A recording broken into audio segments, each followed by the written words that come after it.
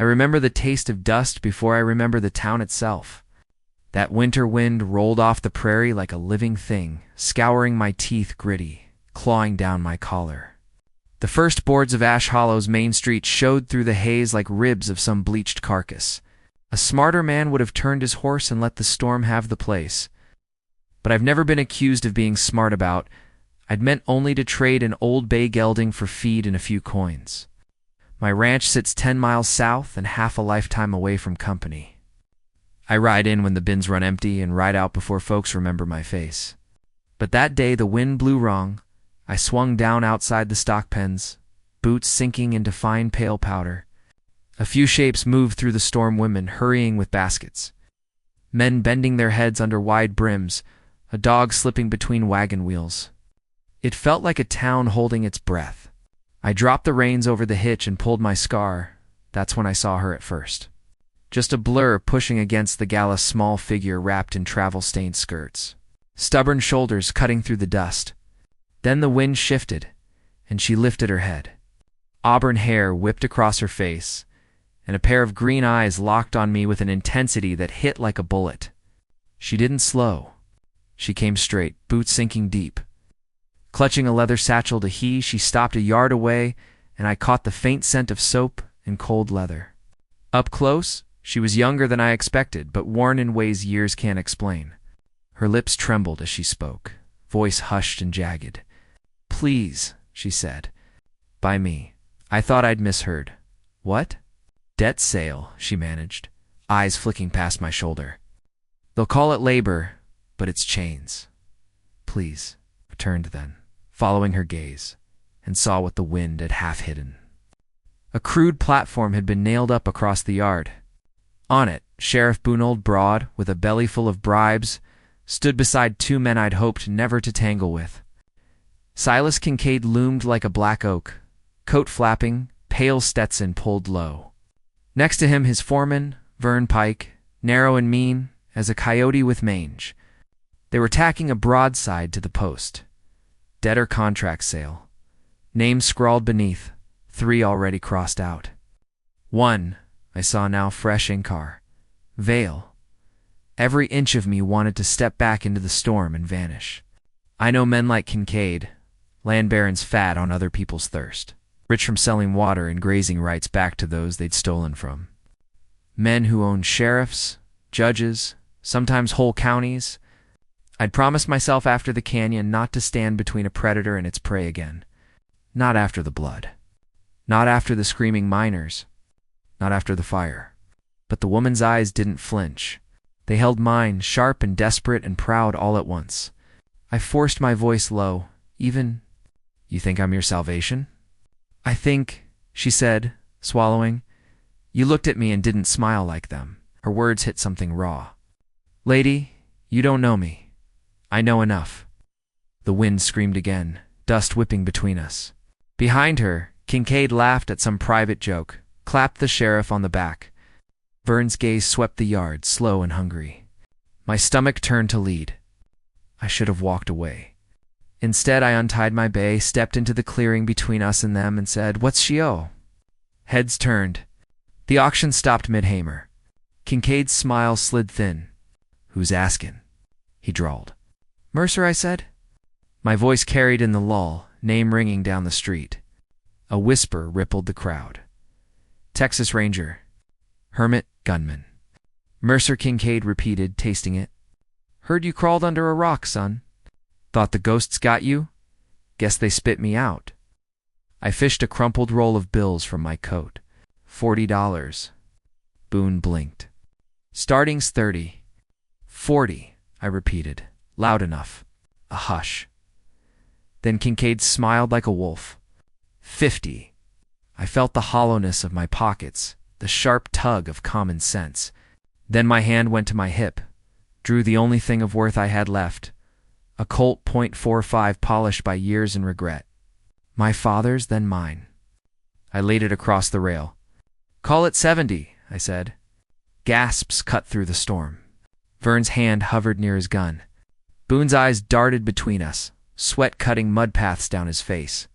Finally, Boone croaked, "Sold." Silas Kincaid's smile vanished. He stepped forward once, boots whispering menace, but Vern touched his arm, some calculation passing between them. They stood down. For now, I moved fast, crossed to the woman, took the chain from Boone, and left it loose enough to drop when we cleared eyes. She slid off the platform like a deer set free but kept her back straight. "What's your name?" I asked as we strode toward my horse. "Rowena Vale." "Well, Miss Vale," I muttered, swinging her up behind me, "you better be worth my father's colt." Rode into the storm before anyone thought to follow. Dust swallowed Ash Hollow whole. I felt her hands on my coat, light but firm, as we pounded south into nothing. The wind screamed, drowning hoofbeats. Twice I glanced back and caught movement, a darker shade of gray in the haze, keeping distance but steady. Someone was trailing us. "You got enemies, Miss Vale?" I shouted over the gale. Her laugh was a bitter scrap of sound. "Just one. Big enough." I cursed under my breath and turned the gelding toward an old-line shack I knew, a place no map remembered. By the time we found it, the sky had turned black, and the wind carried knives of sand. I half fell through the warped door, dragged the bolt, and set her on a cracked bunk. My hands shook, striking the match. Fire caught slow, throwing gold against broken plaster. Rowena pulled her shawl tight, eyes watching me like a hawk watches snakes. "You didn't have to do that," she said finally. "Don't remind me," I muttered, kneeling to feed the stove. "Why Kincaid?" She hesitated, then reached into the satchel and drew a flat oilcloth bundle. "Because I carry the one thing he can't buy." The firelight licked across parchment and seals. Deeds? Water rights, maybe? Land? My gut turned. "You planning to use that?" "I was planning to run," she said, voice cracking for the first time. "But running doesn't work when the man after you owns the horizon." I stared at the flames. Memories clawed up, smoke curling through a canyon, brown hands reaching, my own order ringing in my ears before the blast. I swallowed hard.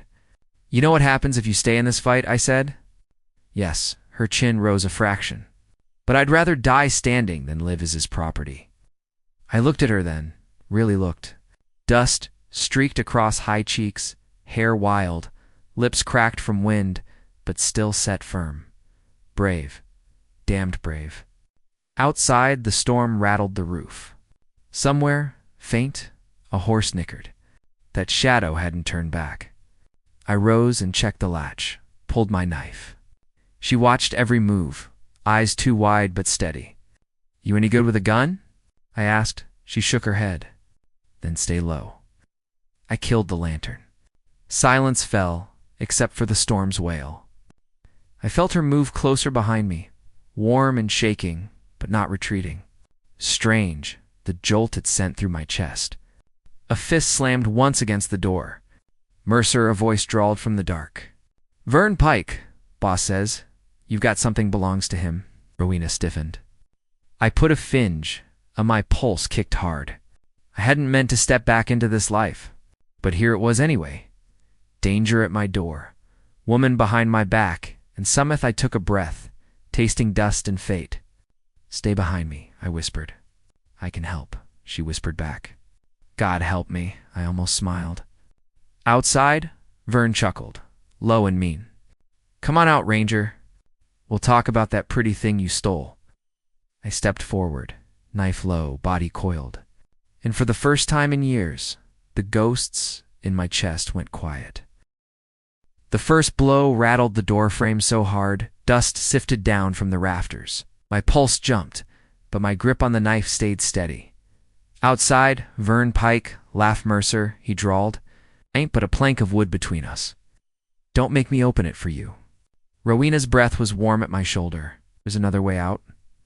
"She wisped only windows," I murmured back. "They're nailed half's a hoof stamped outside, then another. Not just Vern, at least 2, maybe 3 riders." Kincaid had wasted another slam, and the old latch groaned. I took one step closer, raised my voice just enough to carry. "Go home, Pike. You step through." His chuckle rode the wind. Big talk for a man who sold his colt. A sudden crash, a board splintered, and cold grit rushed in. Rowena gasped, But before fear could root deep, I grabbed the stove poker from the fire, red hot and smoking. When the next hand punched through a weak panel, I slammed the glowing iron down. A howl ripped the storm, followed by curses and the scrasolence. Then hoofbeats retreating a few yards, regrouping. Rowena pressed closer. "They'll come," AI nodded, scanning the room, warped floorboards, a heavy oak desk slumped in the corner. I shoved it across the door, muscles screaming. Didn't hesitate, throwing her shoulder in until the desk wedged firm. We stood panting, listening. Then Vern's voice, farther off but still clear. "Not tonight, Ranger. Storm's got longer teeth in me. But you remember this. She's Kincaid's, and you're already dead." Hoofbeats. More curses swallowed by wind. Then, slowly, the world went back to the storm's steady roar. I didn't move for a long minute. Just listened, every sense stretched thin. Finally, I let the knife drop and leaned my forehead to the door. Rowena exhaled a long, trembling breath. "You didn't shoot? Didn't have a gun," I said, voice rasped raw. "And didn't fancy killing a man tonight if I could help it." She stared at me in the dim glow of coals, and for the first time her eyes softened. "Thank you." I wanted to tell her not to. This wasn't kindness, just survival. But the words stuck. There was something about the way she said it, steady and quiet. It cracked a seam in the wall I keep around myself. I turned back to the stove, fed it what little wood remained. "We wait till dawn," I said. "Storm will cover our tracks, but we move early." She eased onto the bench again, sat very still. Then, like she couldn't hold it in any longer, "Why'd you do it? You don't know me? You could have let me hang." I swallowed, sighed. The wind sighed through broken wires, lonely and low. "I saw enough chains in my life," I said finally. "Don't want to see more." She studied me, something unreadable passing behind her eyes. "You've lost people." "Yeah," she didn't pry, just nodded once, a soldier recognizing another's scars. Then she surprised me. She reached out, light as a moth's wing, and touched my sleeve where blood from my hand burned through the cloth. "You're hurt." "Not bad. Let me see." I started to protest, but she was already unwinding a strip from her skirt hem, deft and calm. She took my hand and cleaned the burn from the poker, her fingers cool and sure. For a man who'd lived on silence, the small kindness felt near unbearable. "You'll need a real bandage tomorrow," she said, voice gentler now. I cleared my throat. "Tomorrow, we head south. There's an inn, a friend of mine, someone who hates Kincaid almost as much as you." She looked up quick and searching. "You're helping me." "Helping myself too," I said. Man gets tired of running from his own spine. I'd almost smile again. Tiny, brave, and God help me, I felt something shift under my ribs. Not love. Not yet. But a faint hum of life where it's been dead. The wind howled all night, shaking the shutters, and every time a branch scraped the roof, Rowena startled awake. By the third time, she'd stopped apologizing and just stayed close to the fire. Once, half asleep, her head fell against my shoulder. I didn't move. Couldn't the weight of her there felt like some wild promise I didn't know how to keep. Near dawn, the storm broke, leaving a cold, clean hush. When the first pale light seeped through the cracks, I rose and checked outside. The world lay blanketed in white dust. No tracks but ours, and wind-scattered hoofprints headed back north. Rowena stood beside me, satchel tight in her grip. Her eyes were red but clear. "What now?" she asked. "Now we ride," I said. "Keep off the main road, cut through Dry Butte. If we're lucky, we reach Mara Vega's place by nightfall." She drew a breath, steadied herself, and after, I said, looking out at the endless desert. "We figure how to stay alive long enough to make Kincaid wish he'd stayed in his father's grave." She surprised me with a small, fierce grin. "I think maybe you were meant for this." I met her gaze and, for the first time in years, didn't look away. "Don't get ahead of yourself, Miss Vale. We ain't out of the dark yet." "No," she said softly. "But we're moving." I nodded, and something like hope flickered, quick and shy. We saddled in silence. The gelding shifted, but let her mount behind me. The sun bled up slow, catching her hair in copper light and painting the desert gold. Behind us, the shack slumped into shadow, a place of first fights and fragile trust. As we turned south, she leaned close, breath warm against my collar. "Thank you, Caleb." Hearing my name on her lips did something dangerous to the air between us. But I just touched the brim of my hat and kicked the horse into the open, where the world waited hard, wide, and maybe, just maybe, new. The road ahead was peril and unfinished reckonings. But for the first time in a long while, I felt the weight of my gun belt without shame, the beat of another heartbeat against my back, and the sense that maybe the past didn't own me whole. That morning, we left more than a storm behind. And though I didn't know it yet, the woman holding tight to me would change every mile of the life I'd thought was over.